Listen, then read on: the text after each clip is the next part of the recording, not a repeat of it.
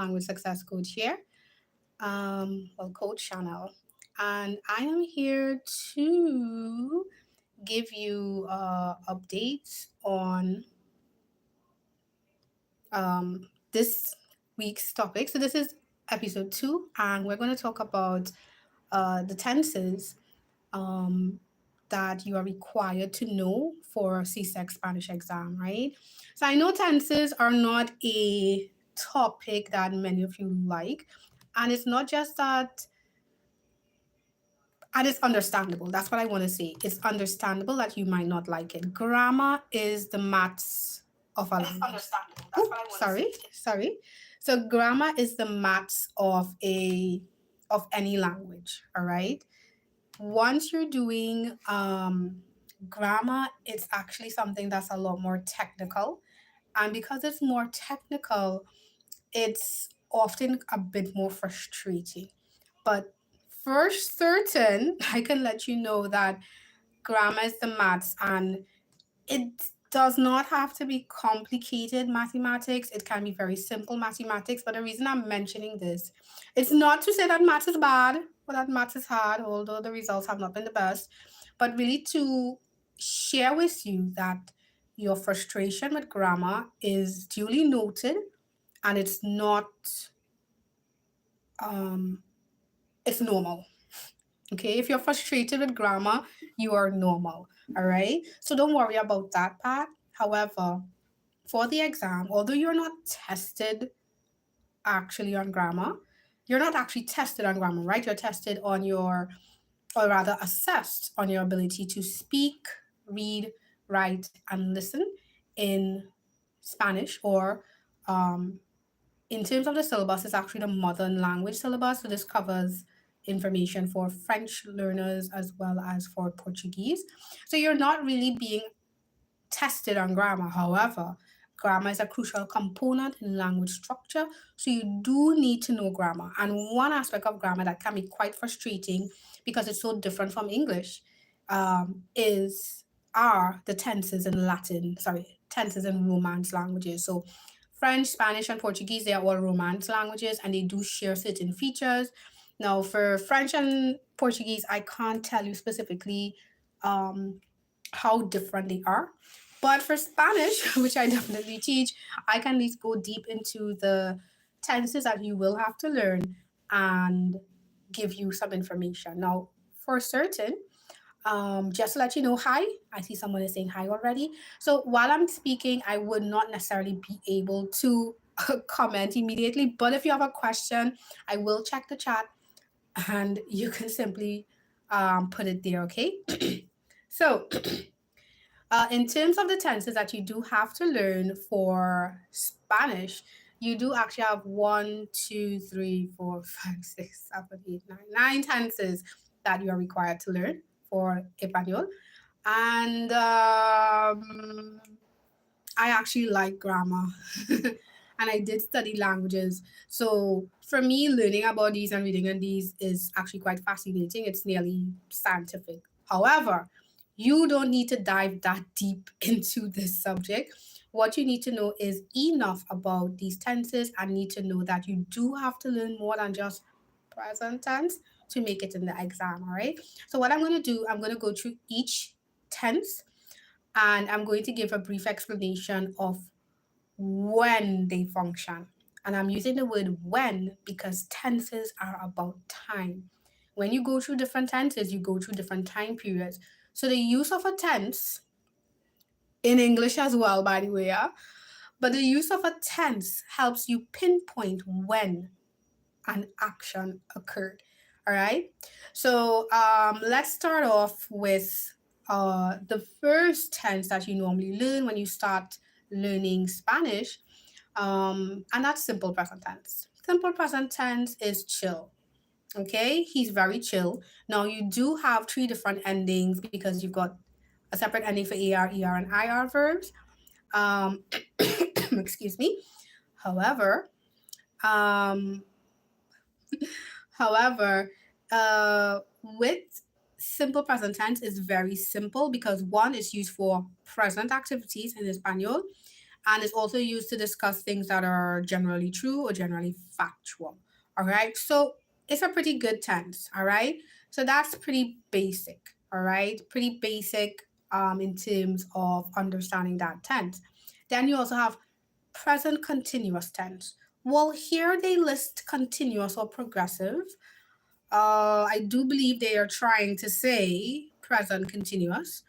But present continuous tense is, for us in English, would be whenever you want to say express a verb, but you're using the gerund, which would be ing words. So we are walking, you're swimming, or that tends to be present continuous tense, right? It's used a bit differently in Spanish. In Spanish, you only use present continuous tense if you're doing the action right now. For example, estoy hablando con todas las personas que están en el live. So I am actually speaking to you all, so I can use present continuous tense. But if I were to refer to the fact that I do have lives and I speak to the students on the lives, I speak to the learners on the lives, I can actually just use present tense. Hablo con toda la gente que está en el live, right? So I'm going to use present simple tense because I'm just talking about a general fact versus present continuous tense. I'm doing it right now at the time of speaking or writing. All right. So those are two tenses now. Next, we have present perfect tense. I already said that I actually like grammar. I'm a fan of present perfect tense. In fact, I use it too much. But I love present perfect tense. Present perfect is, to give you an understanding what it is, it's like saying, I have written, I have loved, she has eaten, they have cleaned the room, right? So using the have plus the verb in past participle form, that's what uh, present perfect tense is, or just perfect tense. So for instance, it'll be he comido, has amado, hemos limpiado. That's what it is. I think it's nice. And yes, you may, this is a tense that you do not have to use a lot.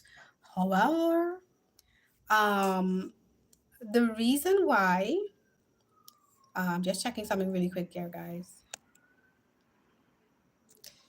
Yeah, thank you so much for your patience, guys. Oh, okay. Boom. Oh, better. So, with the present continuous tense, present perfect tense, um, I think it's ideal to learn because it can add some. It can help you show that you can use more than just present tense or past tense, right? And it would give a little difference to your writing or your speaking, and it makes your work much more impressive. All right. And when you write or speak for the exam, I don't want you to aim for perfection. I want you to aim for impressive. Impressive is going to get you better marks and a better exam performance than perfection.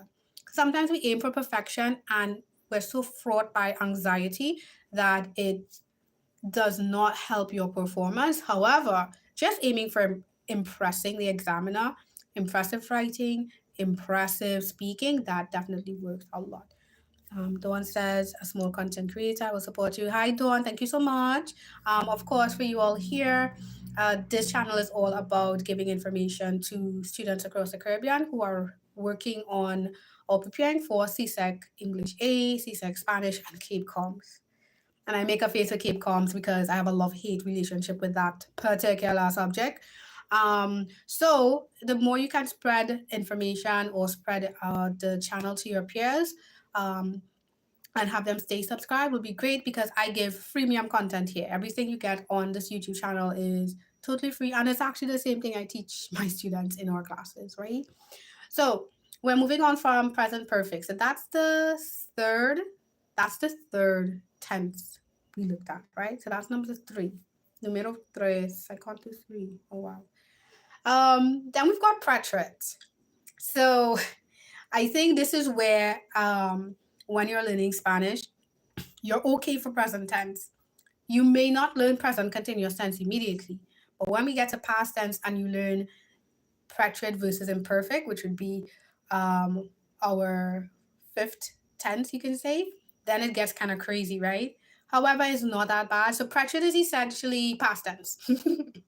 Whatever you think of past tense, ed endings in English, I often say that's basically your preterite. Preterites are past actions that are fully completed, totally completed. And you're like, hey, if it's in the past, how could it not be totally completed? I know, right? However, Spanish is a bit more precise sometimes. So with the tenses, you've got preterite, which is totally fully completed. I crossed the road. I ate every single thing. I I threw away all my clothes, right? Those are finalized actions. Nothing else is gonna happen beyond that. You can't throw away your clothes and then throw it away again. It's done. You've thrown away all your clothes, right? Then you've got imperfect, which I guess is imperfect. Um, but Gabrielle says one time action. That is it. It's a one and done. Nothing can happen again after that. We did the action and that's it, right? Now with imperfect, there is not a mood, wrong word to use, but there's this indication that the action is not fully completed. So we're referring to things in the past that used to happen. And if you're writing or speaking and in your English brain wants to say, oh, I used to go to the beach, I used to throw away clothes on weekends. I used to eat all the food on my plate. That's imperfect tense. All right. So you can use imperfect tense in that sense. You can also use it for describing things that or conditions that happened at a point in time. And essentially, that's imperfect tense. Okay. And at the end of this, I'm going to recommend a textbook. I actually was looking for the book, but I couldn't find my physical copy. But I'm going to recommend a really good grammar book. It's a book that I discovered. Actually, I think, hold on, this is going to be a little awkward because I'm using it as a prop. But let me see. So my view is going to change a little bit. Oh, yes, I'm using a book as a prop. But this is the grammar book. It's papered. But this is my grammar book from university. It's Gramática Didáctica. Gramática Didáctica. And this grammar book is all in español. Toda la información es en español, toda la explicación en español. So everything, all the definitions, this is what? El sustantivo, sustantivos are nouns. It's all in Spanish, right? So I have a book so I used this in university. Actually, I didn't use it in university. I would be lying if I said I used it. It's all in Spanish. I didn't read it. I just bought it and it looks like it's in mint condition still. But a book that I definitely recommend, since I've jumped there, I'll talk about it now. It's the Collins foreign language line. So I think it's probably going to work well for French students as well. I've seen it in Trinidad. I've finally seen them in bookstores in Trinidad. At least I've seen Spanish and French. What I love about that particular grammar book, the explanations, oh wow, spot on. Very, very simple and it's very easy to find. So the reason I mention it is that because like this book is actually he's got a lot of explanations, but he's in Spanish. But the layout of it is very nice. It's like one chapter verbs, one chapter nouns, stuff like that. But you don't want it in Spanish. You want it in English, and you want it as simple as possible. Go get the Collins. Hold on, let me get the full name because Collins is a publisher. And I always talk about their books because I do love pardon. I do love that book. I love how easy it is. I've had students who ask for a copy of it. It's the Collins Easy Learning Complete Spanish Grammar book. There's also a verb book, or you can get it with all of them. All right. I have the verbs by itself, and I have the grammar by itself, hard copy. And first time I found it was on the logos, and I couldn't find it anywhere. It was kind of hard to order from Amazon as well. but I'm seeing it again, and I'm seeing it in bookstores in Trinidad. So if you're from another island, and if you go to your bookstore, you can always let me know if you see it there, so I can share that information with students as well. I do sincerely recommend this book as a companion for a foreign language speaker, a foreign language learner, because it's just to the point and simple. You want to know about verbs, you go to the section on verbs. You want to know about pronouns, you go to the section on pronouns. You want to know about adjectives and the different types of adjectives, you go to the section on adjectives. Super easy. You don't have to go wade through conversation information. Not that conversation is bad, but you don't have to wade through any exercises. You go straight to the document. Um, sorry, not to the document. You go straight to the section you want, the information you want. And I do believe one of my students, when she bought her copy, she bought a copy with exercises actually, but the exercises were very simple. So it wasn't like pages and pages of exercises to get you distracted, because sometimes the exercises can get you distracted. It was definitely a reference tool. All right. So I hope that that's a book that you can access and that'll be very helpful. All right. So just to recap, we've done simple present tense, present continuous tense. Oh, they did write it as present continuous tense. CXE really sucks. Wow. So anyway, simple present tense, present continuous tense, present perfect tense or just perfect tense, and future tense, imperfect tense. So what we'll discuss next would be future tense. Now, many of you may know how to form what's called simple future, which is ir, to go, plus a, plus the verb or whatever action, right? Um, that's actually, and then you're conjugating ir in present tense, right? So that's an option. However, there's an entire tense called the future tense. Now, one of the things I like about future tense is that it is very simple to form. You actually just add the endings to the infinitive. So you don't have to worry about removing any part of the word, you just add it on. And another thing I like about future that I think makes it easy, it's future tense and conditional tense, and I'll talk about conditional tense, but future tense and conditional tense have the very same format or formatting or spelling changes for the irregular verbs. So that's very helpful, right? So future tense is very easy to form, and it essentially it does mean, he will do this, he will do that, right? And it's very, or she will do this, or I will do that. So it's very simple to form. Again, it's a tense that when you can use it is very, very impressive. Guys, I apologize. I came on without drinking water, so I should have had water with me because I rushed. I was a bit late. Great. So that's future. Future is something that you definitely want to use. Very simple. And then we've got conditional. Here's the thing with conditional. Conditional doesn't kind of exist in English. However, what it is it's triggered by certain words in a sense, right? So anytime you use would, should, or could in English, that's conditional tense. All right. Very easy to form. Super easy to form.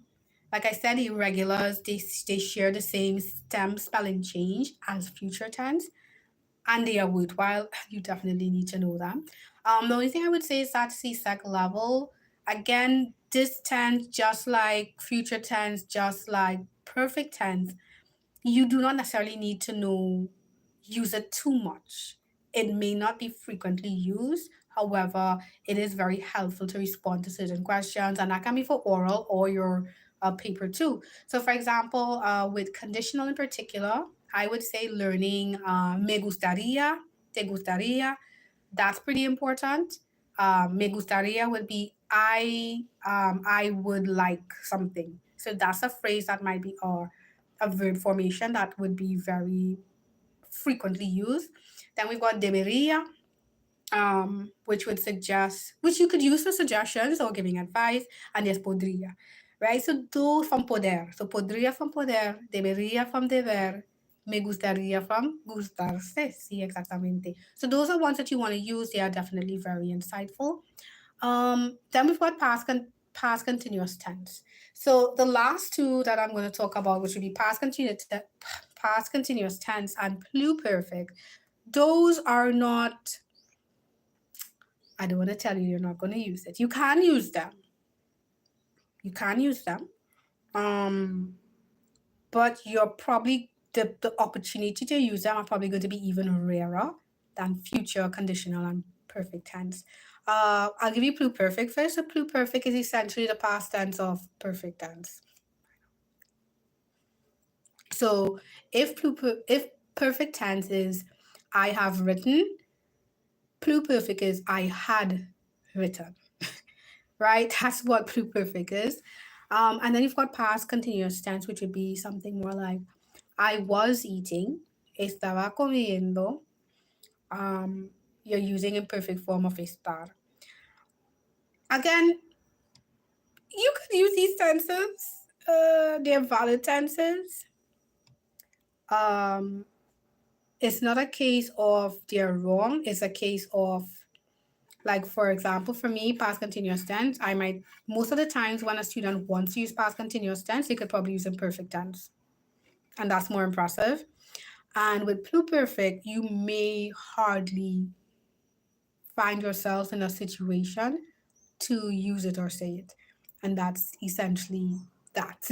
You may hardly find yourself in a position to use it. All right. So these are all 10 tenses. Let me check. 1, 2, 3, 4, 5, 6, 7, 8, 9. Oh, my God. 9 tenses, my error. So these are the 9 tenses you have to focus on for Spanish.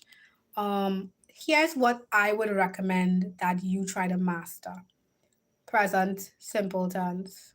Please try to master present simple tense. It's the basic. It's the basic. That's tier 1. That's level 1 in the gameplay. Master that one, right? Then you want to try to work with, so from here you have 2 options, and I go with either one depending on the student I have or the learner I have. So one option is to ensure you understand the difference between preterite and imperfect and master those. Your other option is, instead of doing preterite and imperfect, do future tense and conditional tense. The thing about future and conditional tense, it tends to get taught a lot later, which I think is a disservice because they're super easy. They're like super, super easy to learn. So I like to teach it a lot earlier than maybe even imperfect. So sometimes I like to do present tense, present continuous, because the distinction between those two is really crucial for Espanol.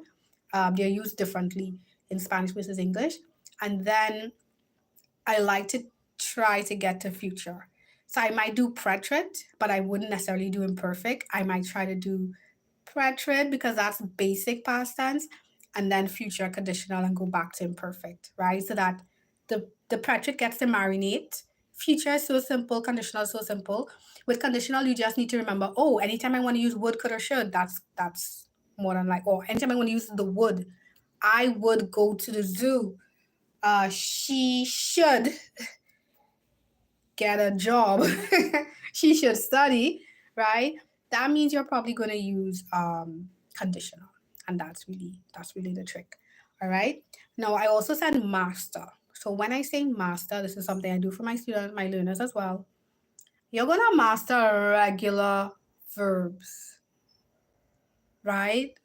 Conjugation, learning the endings, mean you master regular verbs, right? Do we have to learn the irregular ones? Oh yeah, we have no choice because the irregular verbs are, I mean, basic words: ir, ver, tener, querer, haber, basic stuff, right? Ser, estar. So you have to learn them, all right? However, if you allow yourself to get comfortable with the regular verbs and then add on the irregulars in stages, it's going to be easy because regardless of tense, you have regular verbs and irregular verbs, right? So something I do for my students, and I'm probably going to make it available for you guys as well, eventually, is I give them a list of it's about 100 regular verbs, and I tell them, hey, anytime we add on a tense, make sure you get the tense with these, right? Practice using the sheet, and you practice your tenses just a few ways because everyone's a different learner, right? So you can practice by saying them out loud, actually saying the conjugation out loud. I recommend that, especially if you're a kinesthetic learner or if you're someone who likes to talk. All right. So you'll be, for example, if we're doing present simple tense and I have vivir, vivo, vives, vive, vivimos, viven, and you say it out loud, right? You also have the option of writing out your verb tables. It's something that works well with many students. If you're a read write learner, write it out. It's gonna make more sense to you. Um, and if you're somebody who likes to write but you need more motivation, get a special book for writing this out. You can decorate it. Some people like to see some color just to make it a lot more motivational to just to motivate themselves to read and review the material. So you can do that as well. If it is you prefer to type it out and print it out, not a problem. Just make sure it works for you. That's gonna be key. All right. Um, so yeah, so those are my tips and tricks that I use, and I use these with my actual learners. This is how I teach my actual learners as well. But I'm always surprised that some students don't know that there are more tenses and they have to learn them. I am looking at the syllabus. The reason you see me glance to the side is I'm just double checking my information with the syllabus. And I know CXC likes to update the syllabus with no updates, but this is actual. All right, you do have to know the other tenses. Do you get tested on most of them? I mean, like if we're talking paper one in the reading comp section, I mean, kinda. I think they more try to focus on ensuring you understand the basic tenses, which I refer to the basic tenses as simple present, present continuous, present and imperfect. So you might find more grammar being stressed on those. However, once you've grasped the basics of those, the other tenses, especially that perfect tense, I'm biased to perfect tense, but you know, he comes in handy. Perfect tense, future tense, conditional tense, oh wow, they definitely will level up your work and level up your conversation because you want to be impressive for the exam. All right. You don't want to sound like, you don't want to, I don't want to say you don't want to sound like a Spanish speaker. That's not what I'm trying to say. Okay, let me make this clear. So I have a lot of students who they're so excited and so invested in speaking Spanish that they want to sound like a native speaker immediately, or they want to get to their level of writing in English and translate that to Spanish immediately. So if you're here in English, they want to be there immediately in Spanish. They might have to be here still, right? So sometimes it's not a matter of being perfect in Spanish, as I said initially, it's a matter of practicing it enough, getting confident in it enough that you can just produce it. All right. And that's what you want to do. The skills you're being assessed on, as I said, were reading, writing, speaking, listening. Do not wait. All right. Do not wait for a CXC pass paper to come out or to find a CXC pass paper to then improve. You can find something to read anywhere. So I recommend to some of my students. I mean, I give them, I do give them past papers, but I also give them stories in Spanish, short stories. I also give them, I also recommend they can go on WhatsApp and go to Spanish language channels. So, for example, the ones I subscribe to, there's Cocina Fácil, Cocina Fácil, Easy Cooking. I think that one's from Spain, from España. Then there's Vogue España, Netflix, Netflix Espanol, which is really ridiculous. So I use those. It's nice to try and get jokes in Spanish because your brain really has to understand the language to get the joke right. So you can use those as well, and you can just try to read them. All right. So like for reading, I say, hey, try to read out loud. All right. Try to read out loud. Try to speak more in Espanol, and it's going to help rewire your brain for that language. All right. So thank you so much for being here. I don't think I see any more questions. I see Gabrielle says it's a wonder. Yes, she did that. And she says, okay, that's lovely. Mm-hmm, mm-hmm, mm-hmm. Yeah. So if it is you have any questions concerning topics you'd want me to cover for CSEC Spanish, or any clarification you need for the exam, you can always feel free to comment on this video. If it is you're shy to comment publicly on the video, what you can do is you can look for me on Instagram or Facebook. It's at CS Bain Success.